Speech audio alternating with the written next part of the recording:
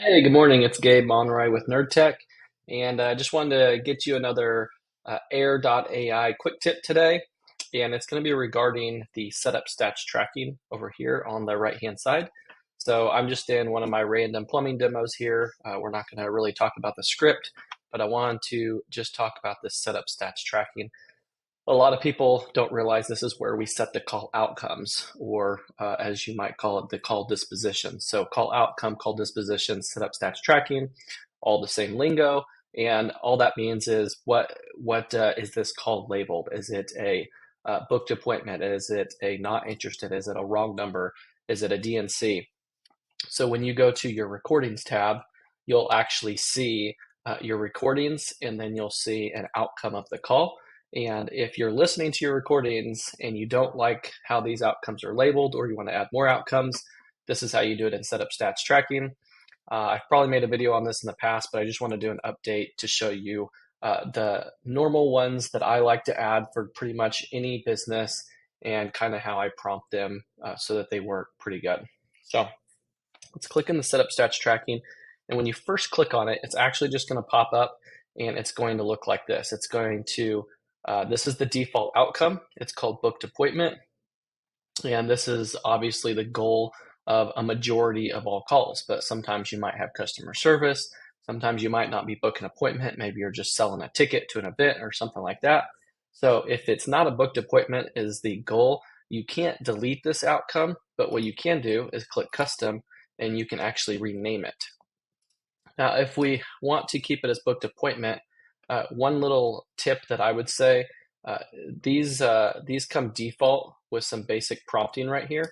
All we're doing is we're trying to prompt the AI to say, this is what you're looking for, and if this happened on the call or closely resembles this, then this is what we're going to label it. So it's not 100% perfect. You got to kind of play around with the prompting to see what works best for your business. But I'm going to show you some quick tips on what's worked for me in the majority of businesses. So for booked appointment, this actually can be made a little bit better. This says when the prospect books an appointment at the end of the call. A lot of these appointments are booked at the beginning of the call, the middle of the call, so we don't really need at the end of the call. And then the other thing I do to make this just a little bit better, I say when the prospect uh, chooses a day and time to book an appointment, something like that. The prospect chooses a date and time to book an appointment. This just makes it a little bit more clear. Sometimes I've seen it where it labels them booked appointments, but they're really follow-ups. Like maybe somebody says they're not interested, or maybe they're interested, but they're just not ready for an appointment right now, and it would book it as an appointment. So this makes it a little bit more clear. But then we're also going to edit the follow-up one so that it captures those a little bit better. So when I click Save and Continue, what it's going to do is it's going to actually show me the full list of outcomes we have here. So by default, it always comes with booked appointment, which is the primary, follow-up, and do not call. So we're going to add a few others here. Before we add some more, I'll show you how I edit the follow-up. So for follow-up here, I like it says if you didn't accomplish the objective of the script, it's worth following up. So this is just a catch-all. This could be a not interested. This could be a wrong number, and it would label it as a follow-up. Obviously, we don't want wrong numbers labeled as follow-up, but wrong numbers aren't booked appointments. They're not DNCs. There's no other outcomes, so it's just going to default to here. This is the default outcome. So that's why we need to make these a little bit better. So for follow-ups, I like to say if the prospect shows signs of interest but does not book an appointment. All right, so if the prospect shows signs of interest but does not book an appointment. So this is telling the AI clearly, look, the other one where they book an appointment, they actually have to choose a date and time they book an appointment. This one, they might show signs, but they do not actually book an appointment. So that makes it a little bit more clear. And by the way, on all these, we always do automatic tracking. I don't recommend doing verified tracking. They'll probably end up going to phase that out. So just keep it on automatic tracking and it'll work better. All right, now we can't edit the do not call. It works pretty good as it is. It's automatically going to detect aggression or cuss words or different things like that to detect if it needs to be a do not call. So we're going to add a few other outcomes here. So we click track another outcome. We're going to click on create new outcome. And then we're going to call this one not interested. And then this one's just pretty simple. We're going to say prospect says they are not interested in our services. Simple as that. It could be not interested in our services. It could be not interested in our offer. It could be not interested in purchasing a ticket to our event. You can kind of make this more detailed so it understands better depending on what you're offering in the script. We'll click save and continue on that one. And now we're going to do another one, create new outcome. And this one's going to be wrong number. This one's very simple. We're just going to say prospect says we have the wrong number. Simple as that. Save and continue. All right, so we have booked appointment, wrong number, not interested, follow up.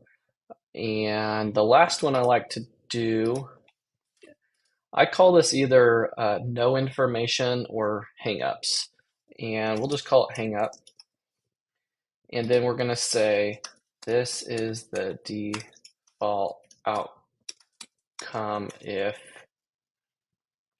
we do not have enough information to label another outcome. Could do label, apply. You can play around with how this works, but this is the default outcome if we do not have enough information to label it another outcome. Label. So what we're telling the AI is what happens on a lot of calls is if we're doing outbound calls, we'll get 10 to 15 seconds into the call, they'll say, hello, who is this? And the AI introduces itself. People automatically recognize that it might be a sales call and they just hang up. So that's why we call it the hangups. And this is telling the AI, look, something happened here. It's not a follow-up. They didn't show signs of interest. It's definitely not a booked appointment. They didn't tell it was the wrong number. And we don't have any information to say that they were aggressive or wanted to be on the DNC list. So we're just going to label it as a hangup. Hangups are likely also just going to be follow-ups. So as you see hangups, you're probably going to want to recall them. The difference between a hangup and a follow-up obviously is a follow-up is going to give us a little bit more information to know maybe when we do want to follow up. They might say, well, I'm not ready, but call me in 2 weeks. A hangup will likely just want to recall them either the next day until we at least get some sort of response from them. Because obviously the goal on every call is to get some sort of response. Even if it's I'm not interested, we'd like to know that so we can waste our time not calling them. Otherwise, we're going to keep calling them until we can get a response. So we'll click save and continue on that. And that's pretty much how I set up my basic outcomes. You might want more. I probably wouldn't go with any less. I would at least have these ones. It's going to make sifting through your call recordings a little bit easier and more accurate so that you can see what happened.